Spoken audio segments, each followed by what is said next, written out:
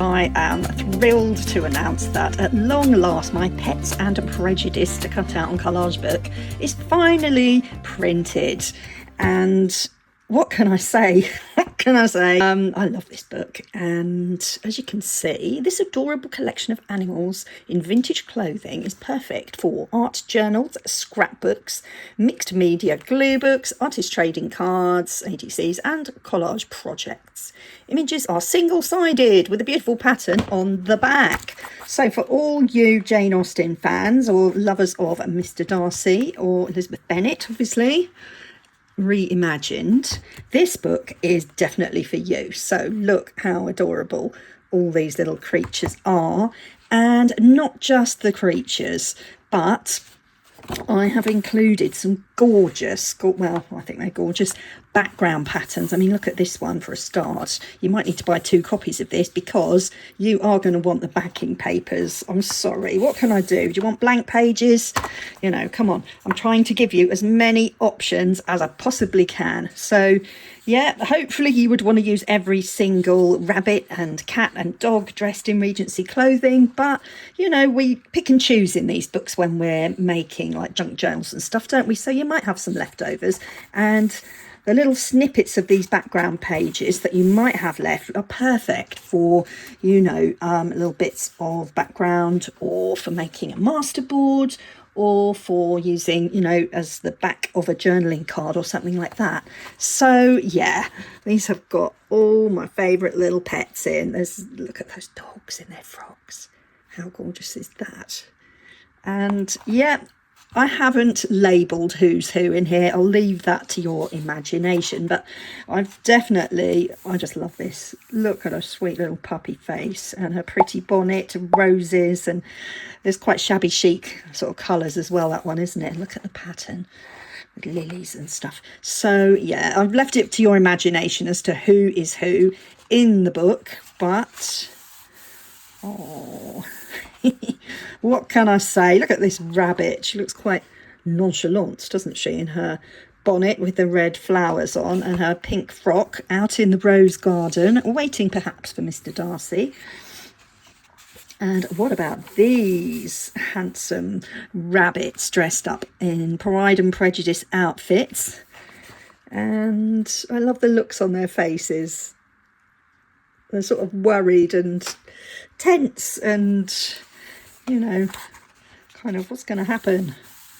Very cute. So yeah, anyway, I hope you like this book. There's so many choices in here, and I think they'd be great for artist trading cards. And I've got one here, it's the right size, so you could see you could cut out this little budgie and keep the background, or use a different background, or you could even write some quotes from Pride and Prejudice, or, you know, name your characters and so on. But that's the size of an ATC, so lots of these would fit in. Like, these are perfect for artist trading cards here, and the bigger images would be great for, wouldn't it be lovely to make one of those gorgeous journals, you know, if you sell journals, you know, with all the lace and the fancy pages and pretty ephemera in them.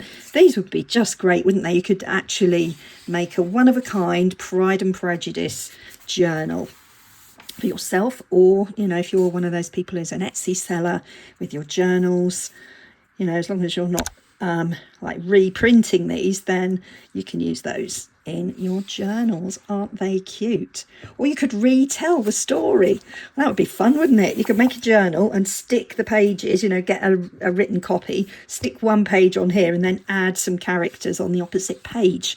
I think I want to do that now. I might have to buy a nice old tatty second-hand copy of Pride and Prejudice if I can find one. I'm sure I can find a very battered one on Amazon that would do the job, and then, you know, create the illustrations for myself.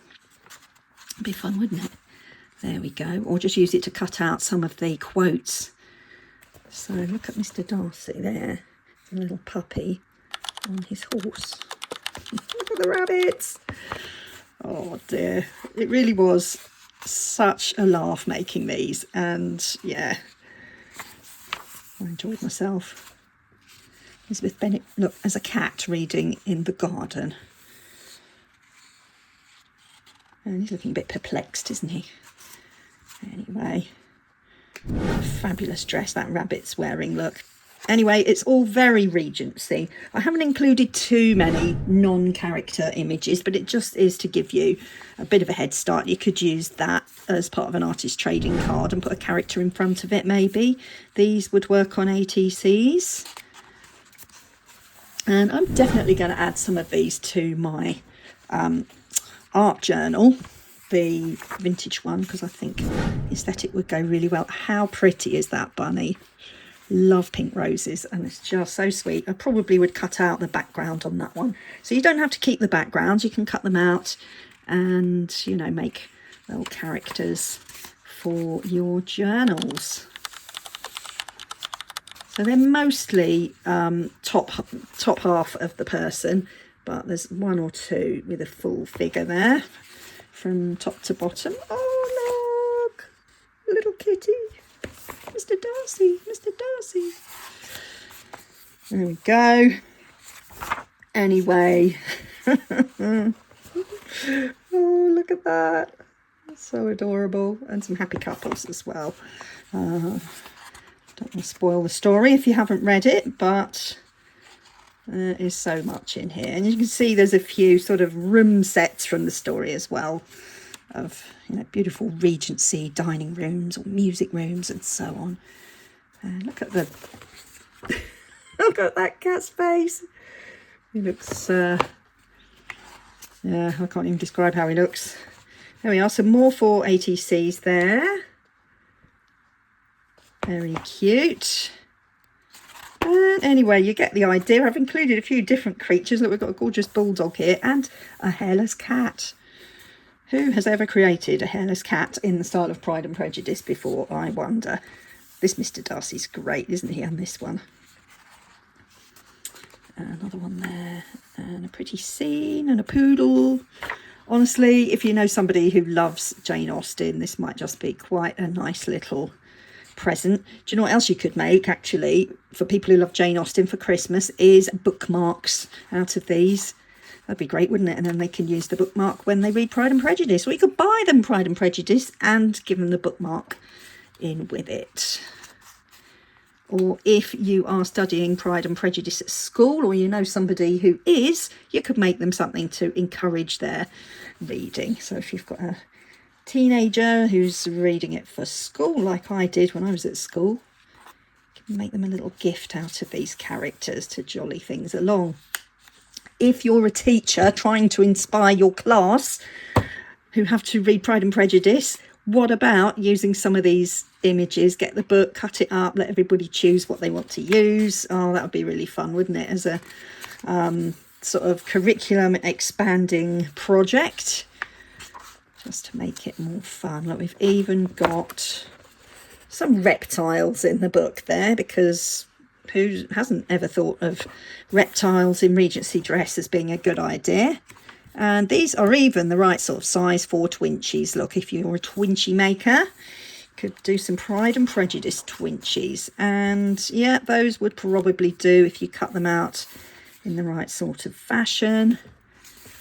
And there we go. So just a few more of my books at the back here that sort of go with this one. So you might want to look at the butterflies, the flowers, afternoon tea, which goes beautifully with this, doesn't it? And the postal ephemera has got lots of lovely vintage pictures as well.